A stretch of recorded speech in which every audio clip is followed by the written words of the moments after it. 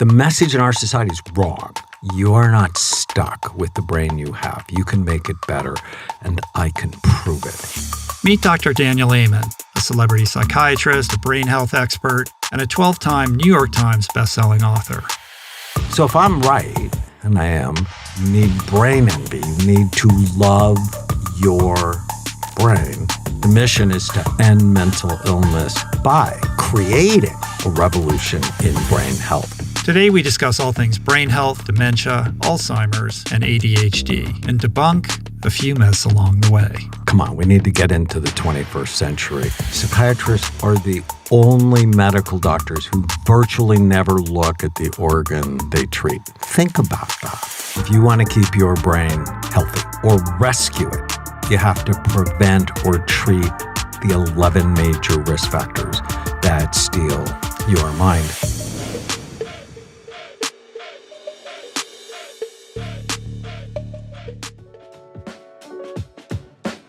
Today's episode is brought to you by the awesome organizations that make this show possible. Well, Dr. Amen, it's a pleasure to meet you. Thank you for making your way on a very rainy day here in Los Angeles to spend time with me. I'm looking forward to discussing all things brain health, optimizing brain health, focus, memory, cognition, preventing things like cognitive decline, dementia, Alzheimer's. I'm interested in the mutability of the brain and brain health. And we're going to talk about your new book also, of course, Raising Mentally Strong Kids. I'm a parent of 4 kids. This is very interesting to me. But I think the 2 primary motivating things that made me most excited about sitting down with you today is first, a little over a year ago, I was diagnosed with ADHD, which came as quite a surprise. Many questions for you about this. It was not something that I thought would be something I would be associated with. The second is that my mother is currently in the throes of dementia, obviously a quite devastating situation, as you know all too well. And so I want to learn as much as I can about how to help her, how to help my dad, as you also might imagine, is in a very challenging situation. And of course, to do everything I can to avoid a similar peril for myself. And as much as that might sound like I'm trying to make this about me, I'm actually not. Maybe a little bit with the ADHD part, but when you consider the statistics on dementia and Alzheimer's, it really is about all of us, isn't it? I kind of looked up some statistics about an hour ago, and it's quite devastating the extent to which these diseases of dementia are kind of taking over and growing at alarming rates. In 2023, 6.7 million Americans over 65 have Alzheimer's, which is like 1 in 9, 55 million around the globe.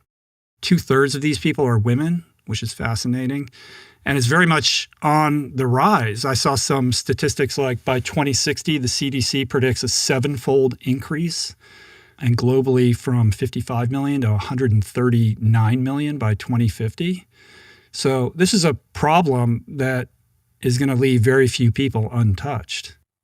No question. I mean, if you're blessed to live to 85, you have a 1 in 2 chance of being diagnosed with dementia. 1 in 2. 1 in 2, which means it's either you or your partner, and that's horrifying. But what most people don't know is you can have an impact on that. And since 2005, I wrote a book with my friend Rod Schenkel called Preventing Alzheimer's. And I updated it in 2017 with Memory Rescue.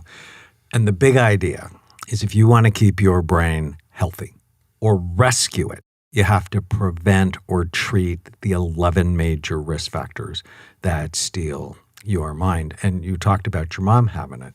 The mnemonic that we'll talk about is called Bright Minds.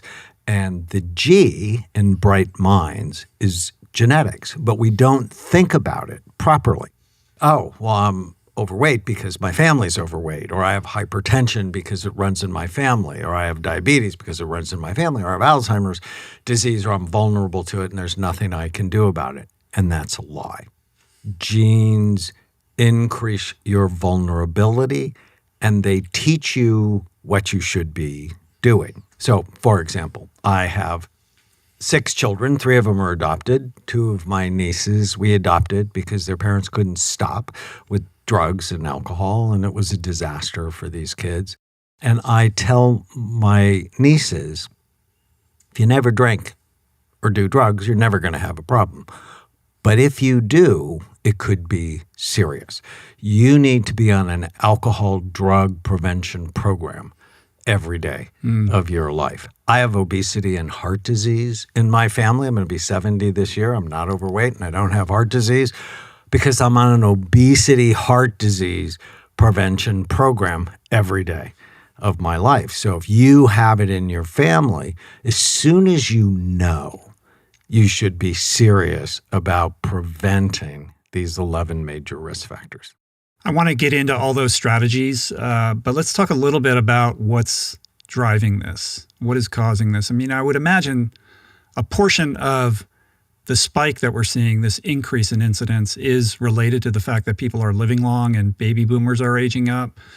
But also, I suspect that lifestyle habits are contributing to this as well, with the increase in type 2 diabetes, obesity, hypertension, and the like. So what's causing cognitive decline? Our seriously unhealthy lifestyle and undisciplined minds. Did you know depression doubles the risk of Alzheimer's in women and quadruples it in men? What is the relationship between depression and dementia? So many people think if you're an older person and you get depressed, it's actually a precursor to dementia. They're both brain diseases or brain problems, if you will.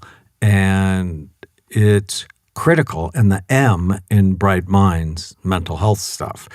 So I was so excited about this because what I came to realize, I started looking at the brain in 1991, and we've looked at over 250,000 scans. But early on, I came to realize you're not stuck with the brain you have. You can make it better, and I can prove it.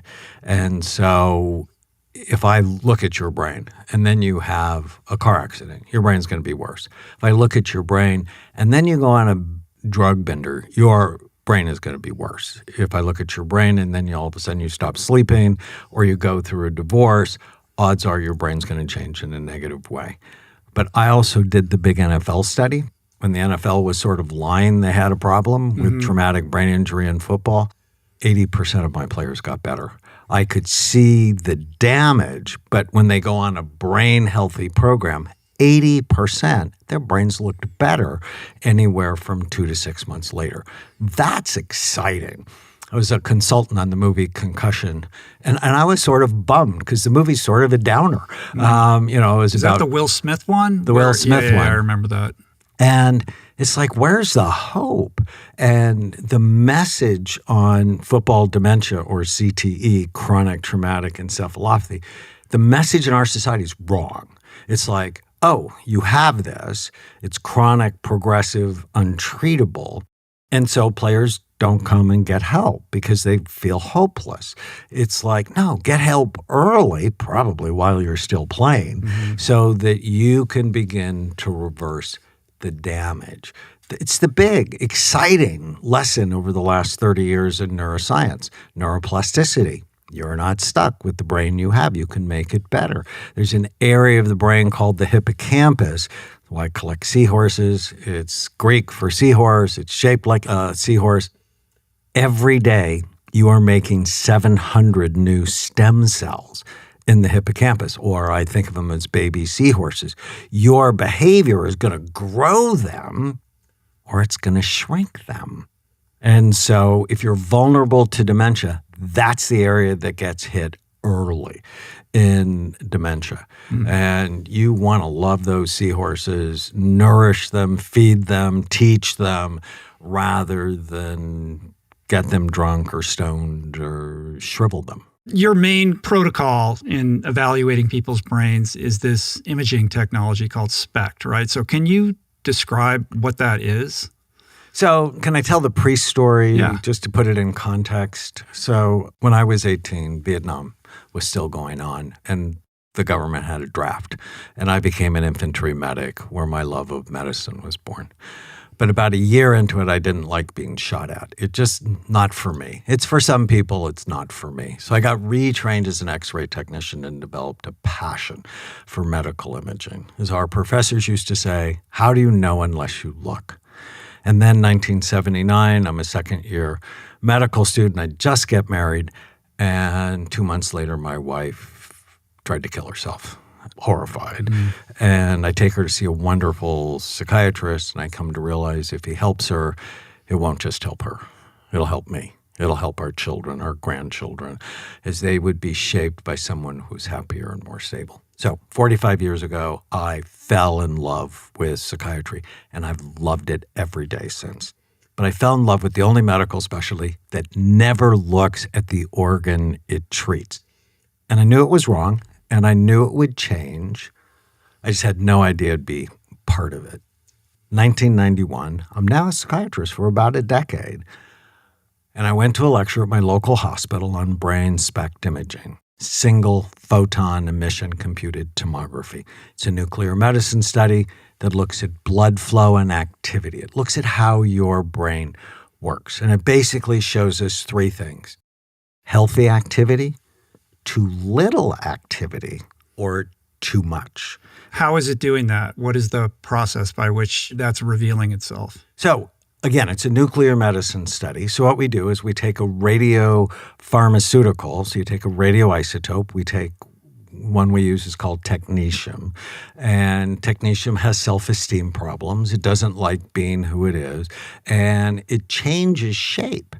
And when it changes shape, it produces a photon, or a little packet of light, that we can measure. So we combine technetium with HMPAO, a medicine that's easily taken up by cells in the brain, combine them, inject them into your arm, and it's called a first-pass extraction. So 70% of it is taken up in your brain in that first pass, so within about 2 minutes. And then, so it's the hardest part of the procedure, little tiny needle into a vein in your arm, inject the medicine, it lights up your brain, and then we can measure it, have you lay on a camera table. It's not claustrophobic. It's not like an MRI. People lay on the camera heads come around your head in about 15 minutes, and we get about 10 million counts, or 10 million times that little piece of light hits the crystals in the camera. And then we reconstruct it, and it looks like a brain, and we then can see in your brain which areas are most active, which areas are healthy, which areas are sleepy, compare it to our massive database. And my 8-year-old grandson can look at a scan and go healthy or not. And it's so helpful to look. And off camera, we talked about controversy. So I start looking at the brain. I'm like a little kid, so excited. And we never make a diagnosis from a scan. So that's really important. We make a diagnosis, like all doctors, with all of the information. Take detailed history. If you came to see us, you'd fill out about an hour's worth of paperwork, talk to our historian for a couple of hours. I mean, we really get to know you. And then we would test your brain. We do a computerized neuropsych assessment, and we would scan your brain. And when you put that puzzle together, it's so powerful. The first patient I ever scanned. So I went from the lecture on brain SPECT imaging given by the head of the hospital where I worked into Sandy's room. And I hadn't met her. I just met her. She tried to kill herself the night before. And as I was talking to her, I'm thinking she has adult ADD. Impulsive suicide attempt after a fight with her husband that she caused. IQ of 144. But never finished college. When I go, tell me how you studied. She said, well, I really never did unless it was the night before the test. I put on a pot of coffee, stay up all night, do the test. She had an 8-year-old son that had ADD. So in my mind, I'm feeling pretty confident about this. But when I broached the subject with her, she's like, oh, adults can't to have ADD, and I'm thinking I'm the doctor. She was resistant. I said, well, why don't we look at your brain? And I had been doing a study called quantitative EEG up to that point. So I knew I needed to do it twice, once at rest, once while she did a concentration task. And then after I got the results a couple of days later, I'm in her hospital room. She has a table. I put the scans on the table. She had a healthy brain at rest. And when she tried to concentrate, her frontal lobes and her cerebellum, which we'll talk about, dropped. It was so clear. What does that tell you? The harder she tries, the worse it gets. It's a classic, is what I was predicting I would see, because that's what I saw in quantitative EEG. And when I showed her the scans and explained them to her, she starts to cry. And she said, you mean this is not my fault? And I'm like, people who have ADD, it's sort of like people who need glasses. They're not dumb, crazy, or stupid. People wear glasses. I wear glasses to drive. We're not dumb, crazy, or stupid. Our eyeballs are shaped funny. And we wear glasses so we can focus. People who have ADD aren't dumb, crazy, or stupid. Their frontal lobes and cerebellum often turn off when they should turn on. So medicine or supplements or other strategies we'll talk about so you can focus. I could see with the image that her shame melted away and her compliance went up. And she took the medicine. Her relationships were better. She was underemployed, as many ADD people are, finished college, got a better job, and was in touch with her for about 10 years. So this was sort of an inciting incident that allowed you to see the benefits of using this as a diagnostic tool, this imaging technology. Yes. Yeah. I like it when my patients get better. So I went into psychiatry and it was totally personal for me. And I loved it. But I was already getting criticism from it. It's like, oh, we don't do this. It's not standard. It's not what we do. But 1992, all-day seminar at the American Psychiatric Association, brain SPECT imaging and child psychiatry, because I'm also a child psychiatrist. And I'm so excited because I'm meeting colleagues who do it. And in 1993, I teach with that group. So I'm like all in on the technology. But it was 1993, lots of pushback from the American Psychiatric Association because it doesn't fit the current diagnostic paradigm. Mm-hmm. It's like, stop giving people the diagnosis of depression. Depression's a symptom cluster. It shouldn't be a diagnosis. It's sort of like chest pain is a symptom. It's not a diagnosis, right? If you have chest pain, it doesn't tell you what's causing it, and it doesn't tell you what to do for it, right? Right. It's just indicia to look deeper and use other diagnostic tools to confirm what's happening. But that was 20 years ago. Is there a sense that the medical establishment has changed its tune? Because if you look at your Wikipedia page, it's like a diatribe on, the lack of scientific efficacy with respect to this imaging technology. Yeah, I don't know what to do about Wikipedia. 2016, January, I published 80 studies. People go, oh, he's never published his work. It's like, dude, do you read? Discover Magazine listed our research as one of the top 100 stories in science for 2015. I was pretty excited about that. 2021, the Canadian Association of Nuclear Medicine wrote procedure guidelines on SPECT, basically as if I wrote them. And 5 of the 10 authors had been my students at some point. I've had 10,000 medical and mental health professionals referred to our 11 clinics. And 250,000 scans that you reviewed. So that's people from 155 It's a massive countries. data set. What are some of the general trends that you see? Like, what can you extract from that giant data set that speaks to brain health, the mutability of brain health, and the types of conditions that you see most consistently in the patients that end up in your clinics? Well, can I stay with the controversy just a little bit longer? Because it really irritates me.